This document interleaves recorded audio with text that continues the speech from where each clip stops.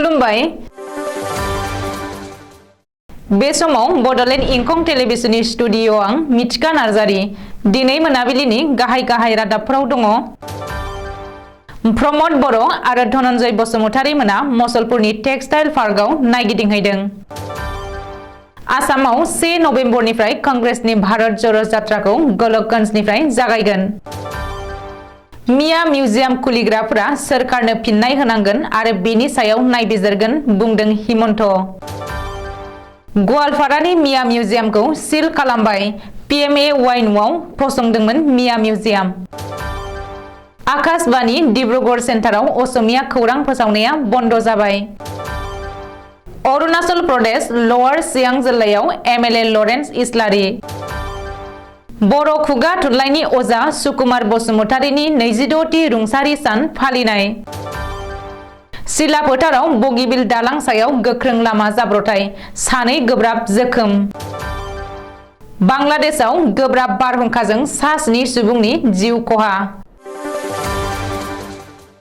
दानिया फै आबुं रादाबाव।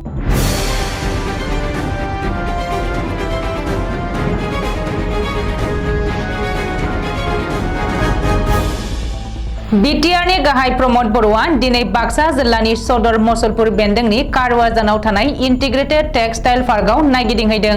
मिथिनो हानाय बायदिब्ला प्रमद बर'आ दिनै बिटिआरनि आखाइ इसान बिफाननि मावफुं सोद्रोमा धनन्जय बसुमतारीजों लोगोसे मसलपुरनि इन्टिग्रेटेड टेक्सटाइल पार्कआव दावबायनानै खौरां लाहैदों। बे नायगिदिंहैनायाव टेक्सटाइल बिफानाव गोबां मावख'गिरिजों लोगोसे ट्रेनिफोरखौ सोसननानै थानो हानायनि राहा खालामनानै होनो थाखाय पार्कनि बिथाखौ जौगाहोनो सावरायनाय जायो होननानै प्रमद बर'आ गावनि अफिसियेल ससियेल मिडिया फेसबुक पेजआव फोसावदों।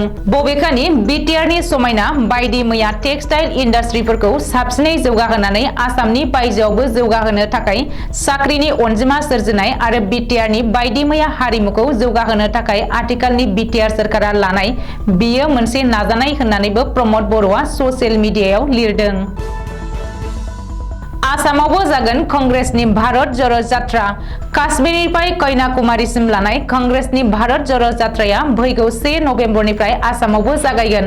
कंग्रेसनि आफादगिरि महरै गोदानै सायख'जानाय मल्लिकार्जुन खारगेया बिबान लानायनि उनावनो आसामावबो कंग्रेसआ दाननै खावसे र'ड जात्रा खालामगोन।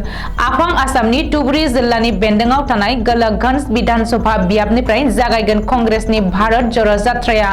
आसामाव गासै 835 किल'मिटार गोलाव र'ड जात्रा खालामगोन कंग्रेसआ। आसामाव खुंनो गोनां भारत ज'रो जात्रानि थाखाय आसाम प्रदेश कंग्रेस कमिटिया दिनै माखासे मेथाइफोर बेखेवदों। दिनै एपिसिसिनि आफादगिरि भुपेन बराया गाहाय मावख' राजीव भवनाव मोनसे खौरांगिरि मेल खुंनानै भारत ज'रो जात्रानि माखासे मेथाइफोरखौ बेखेवदों। गलकगन्जनिफ्राय जागायनो गोनां जात्राया बिलासिपारा, बरपेटा, कमलपुर जानानै गुवाहाटीआव सौहैगोन। बेबायदिनो गुवाहाटी नोगोरमानि गेजेरजों मरिगाव जानानै नगावआव ओंखारहैगोन आरो सदियायाव फोजोबहैगोन। 2 खावसे दान सोलिनो गोनां कंग्रेसनि बे भारत ज'रो जात्रानि 835 किल'मिटार गोलाव र'ड जात्रायाव जागायनायनिफ्राय जोबजासिम थाबायगोन एपिसिसिनि आफादगिरि भुपेन बराया। बबेखानि जागायजेननाय हाबाफारियाव आसाम कंग्रेसनि इनचार्ज जितेन सिंहआ बाहागो लागोन। बे जात्रायाव बरपेटायाव बाहागो लाफैगोन अरुणाचल प्रदेशनि बारग' गिबि मन्थ्रि नाबाम तुकिया। गुबुन समाव कंग्रेसनि गोबांसा दैदेनगिरिफोरा बाहागो लागोन होननानैबो भुपेन बराया फोरमायदों। मिया मिउजियामखौ लानानै आसाम सोरखारनि फराम जागोन। मिया मिउजियाम खुलिग्राफोरा सोरखारनो फिननाय होनांगोन। मावख' खुलियोब्लानो सोरखारा सोंथि सोंगोन। बबेनिफ्राय रां मोनदों बेनि सायाव नायबिजिरनाय जागोन। गवालपारा जिल्लायाव गोदानै मिया मिउजियाम बेखेवनायनि सायाव फिनजाथाय होनानै बे बाथ्राखौ बुंदों आसामनि गिबि मन्थ्रि डक्टर हिमन्त बिश्व शर्माया। बबेखानि मिया मिउजियामा मा बेखौ दासिमबो बुजिनानै मोनाखै। नांगोला असमिया सुबुंनि, ना हमनायाव बाहायग्रा गासैबो आइजेंफोरा असमिया सुबुंनि। गोग्लैसोनाय हारिफोरा बेफोरखौ गोदो गोदायनिफ्रायनो बाहायबोदों। नांगोला जुदि मियाफोरनि बेखौ फोरमान होनांगोन। असमिया सुबुंफोरनि बाहायनाय मुवा बेसादफोरखौ लानानै माबोरै मिउजियाम जानो होननानैबो गिबि मन्थ्रि डक्टर हिमन्त बिश्व शर्माया खौरांगिरिनि सिगाङाव बुंदों। बबेखानि रायजोआव मिया फरायसालि गायसंजाबाय, मिया खन्थाइ सोरजिजाबाय, बेफोर जोंनि थाखाय हेंथा गोनां। मियाखौ मोनसे ट्राइबेल हारिजों माबोरै फोनांजाबनो होननानैबो गिबि मन्थ्रिया बुंदों मिया मिउजियामनि आयदाया जोबोरैनो साननो गोनां। सिगां समाव आं मियानि बाथ्रा बुंब्ला माखासे मेलेमजिबिफोरा गाज्रियै सावरायदोंमोन आरो हारियारि बुंदोंमोन, नाथाय दा बेफोरखौ मोगथाङाव नुनो मोनबाय होननानैबो गिबि मन्थ्रिया बुंदों। मख'नो गोनांदि गवालपारा जिल्लानि लखिपुर दाब कारफिथायाव अल आसाम मिया परिषद गवालपारा जिल्ला कमिटिनि दैदेननायाव मिया मिउजियाम खुलिनाय लोगो लोगो रायजोआव बे आयदाखौ लानानै गोख्रों दान्थे बिदान्थेया जागायफिनदों। रायजो नाङै फिन गोख्रों दान्थे बिदान्थे जाहोनाय गवालपारानि मिया मिउजियामखौ सिल खालामबाय। बेखेवनायनि सानसे उनावनो गवालपारा जिल्ला खुंथाया मिया मिउजियामखौ बन्द खालामनानै सिल खालामदों। मख'नो गोनांदि गवालपारा जिल्लानि लखिपुर दाब कारफिथायाव अल आसाम मिया परिषद गवालपारा जिल्ला कमिटिनि दैदेननायाव मिया मिउजियाम बेखेवनाय जादोंमोन। प्रधान मन्त्रि आवास योजना एबा PMAY न'आव फसंदोंमोन मिया मिउजियामखौ। रिपर्ट बादिब्ला मिया मिउजियाम बेखेवनाय PMAY न'आ फोरोंगिरि M महर आलीनि मुङाव दङ। नोजोर होनो गोनांदि महर आलीया मिया परिषदनि मिरु आफादनि आफादगिरि। ओरैहाय गवालपारायाव मिया मिउजियाम खुलिनायखौ बिथा खालामनानै अल आसाम मिया परिषदनि हेंथायै लखिपुर थानायाव एजार होबाय होननानै मिथिनो हादों। BJPनि माइनरिटि सेलनि मावफुं सोद्रोमा तारिसआ बे एजाहारखौ होदों। मख'नो गोनांदि मिया हारिया गोदो गोदायनिफ्राय बाहायबोनाय दोरोङारि मुवा बेसादफोरखौ दोनथुमनो थाखाय मिया मिउजियाम एबा दोनथुमसालिखौ अल आसाम मिया परिषद गवालपारा जिल्ला कमिटिनि दैदेननायाव बेखेवनाय जादोंमोन। मोनसे जारिमिनल' जानानै थासिगोन आकाशबाणी डिब्रुगढ़ सेन्टारा। आकाशबाणी डिब्रुगढ़ सेन्टाराव असमिया खौरां फोसावनाया बन्द जाबाय। आकाशबाणी डिब्रुगढ़ सेन्टाराव सानफ्रोमबो मोनाबिलि 6 रिंगायाव फोसावजानाय असमिया खौरांखौ आरो खोनासंनो मोननाय नंलिया। दिनैनिफ्राय बन्द जाबाय असमिया खौरां फोसावनाया। मख'नो गोनांदि दिल्लीनिफ्राय फोसावनाय भारती नं 13 RNU 21 अक्ट 21/10/2022 आव फोसावनाय बायदिब्ला 25 अक्ट'बर एबा दिनैनिफ्राय आकाशबाणी डिब्रुगढ़ सेन्टारनिफ्राय जायखिजाया खौरां एबा खौरांजों लोब्बा थानाय बुलेटिन फोसावनो हानाय नङा। नाथाय गुवाहाटी आकाशबाणी सेन्टारा गोसो जानाय फोरमायोब्ला गुवाहाटी सेन्टारा खावसे घन्टानि थाखाय दिल्लीनिफ्राय गनायथि लाग्रोनांगोन।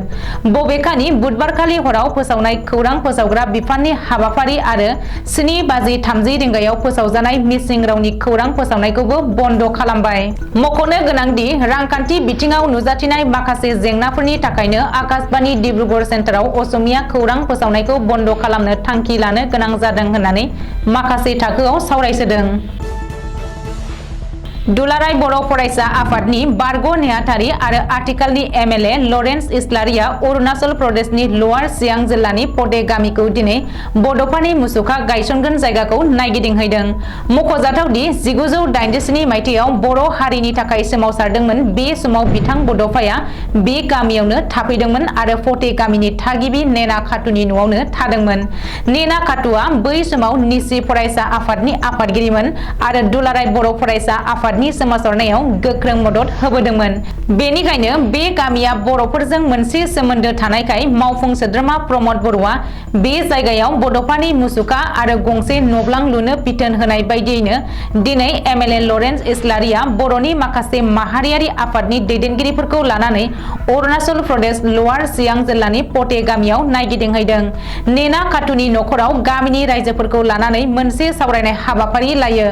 हाबाफारियाव बिथांजों लोगोसे धेमाजि जिल्ला एबसुनि बोसोनगिरि शिवराम बसुमतारी, धेमाजि जिल्ला एबसुनि गाहाय नेहाथारि उदां बि बड'सा रुबुं केरकाटारि, लखिमपुर जिल्ला एबसुनि आफादगिरि, धेमाजि जिल्ला हारिमु आफादनि नेहाथारि सुजुमा बर', लालि समस्तेनि GM रातिराम बसुमतारी, गेजेर जनाय एबसुनि आफादगिरि मोजां गसाइ नार्जारि मोनहाबो दंफायोमोन।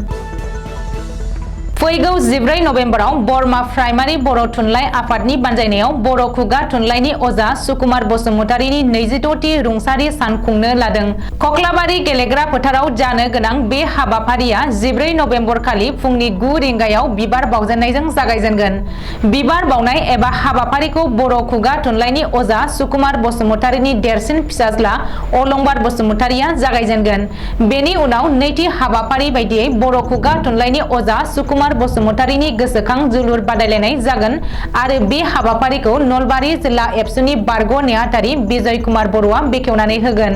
थामथि हाबाफारि बायदियै बेलासे 2 रिंगायाव बरमागुदि बर' थुनलाइ आफादनि आफादगिरि बुधुराम बर'नि मासि दैदेननायाव बर' खुगा थुनलाइनि अजा सुकुमार बसुमतारीनि गोसोखांथि सावरायमेल खुंनो लादों। 31 नं सिडली समस्तिनि एमएलए जयन्त बसुमतारीया बे सेमिनार एबा सावरायमेलखौ बेखेवनानै होगोन। फुंखा सुबुं महरै बर' थुनलाइ आफादनि आफादगिरि तरेन बर' आरो एबसुनि लेङाइ गाहाय नेहाथारि दिनेश ब्रह्ममोना बाहागो लागोन। बे हाबाफारियावनो जर'खा आलासि महरै एबसुनि बारग' बोसोनगिरि आरो समाज सिबियारि मानाव गेदेर दैमारिया थाफागोन होननानै मिथिहोदों। बेनि अनगायैबो जायगानि गोबां माननि सुबुंफोरा बे हाबाफारियाव बाहागो लागोन।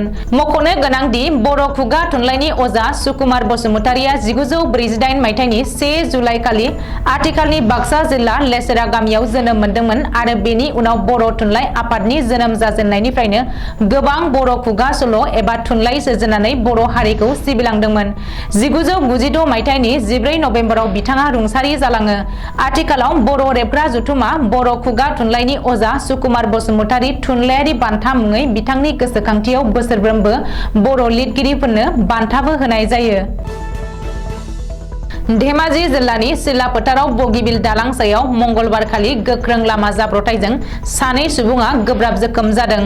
जोखोम जानाय 2खौबो डिब्रुगड़ मेडिकेल कलेज हस्पिटालाव दैथायहरबाय होननानै मिथिहोदों। फुंनि 8:30 रिंगासोआव बे जाथाया जादों।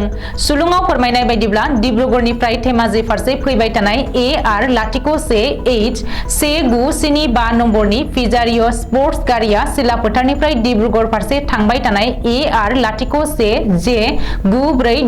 नम्बरनि हन्डा गारिजों मोखांजों मोखां सौग्रावलायो। बेनि अनगायैबो हन्डा गारिनि उन उन थांबाय थानाय AS22E3120 नम्बरनि गंसे बाइकआबो उनथिंनिफ्राय सौग्रावहैयो आरो हरखाबै लामायाव बेसेबा गोजान दुद्रुलाङो। जाहोनाव हन्डा गारिनि ड्राइभार आरो बाइक सालायग्राया सानैबो गोब्राब जोखोम जायो। भारतनि नसुं हादर बांलादेशआव गोब्राब बारहुंखाजों गासै 7 सुबुंनि जिउ खहा जादों आरो गासै 570 सुबुङा गाज्रि गोहोमजों सहायनांदों। बांलादेशनि राजधानी ढाकानि साखाथि फाखाथि नांगलकट, कमिल्ला, दौलखान, भला लांहांगारा, नराइल आरो कक्स बाजार ओनसोलाव गोबां अखाजों लोगोसे गोब्राब बारहुंखानि गाज्रि गोहोम गोग्लैदों। ओजोंहाय दिवाली फोरबोनि समाव भारतनि गोबां रायजोआव बे अखा आरो बारहुंखानि गाज्रि गोहोम गोग्लैदों। सोनाब बंग, उड़िसा आरो अन्ध्र प्रदेशआव अखाजों लोगोसे बारहुंखा बारनायनि खौरां मोननाय जादों। अन्ध्र प्रदेश, उड़िसा, सोनाब बंगआव जायफोर लैथोनि ना हमग्रा बैसोरखौ लैथोआव थांनो बादा खालामनाय जादों। सोनाब बंगनि 24 परगना जिल्ला आरो मिदनापुर जिल्लायाव गोबां बारहुंखा बारनायनि खौरां मोनदों। बेनि अनगायैबो उड़िसानि गोबां जिल्लायाव रोजा अखाजों लोगोसे बारहुंखा बारदों। IMD एबा इन्डियान मेट्रलजिकेल डिपार्टमेन्टआ उड़िसानि कान्डापारा, जगतसिंहपुरम, पुरी, बेलासर, भाद्राक, जाजपुर, कुटाकआव गोबां अखाजों लोगोसे बारहुंखा बारनायखौ सिगाङावनो फोरमायनानै येलो एलार्ट होखादोंमोन। 25 अक्ट'बरहालागै बारहुंखानि गोख्रैथिखौ घन्टासेयाव 60 एबा 80 किल'मिटार जाहैनो हागौ होननानै अनुमान खालामदों। दिनै मोनाबिलिनि रादाबा एसेनोसै। गोजोन्थों।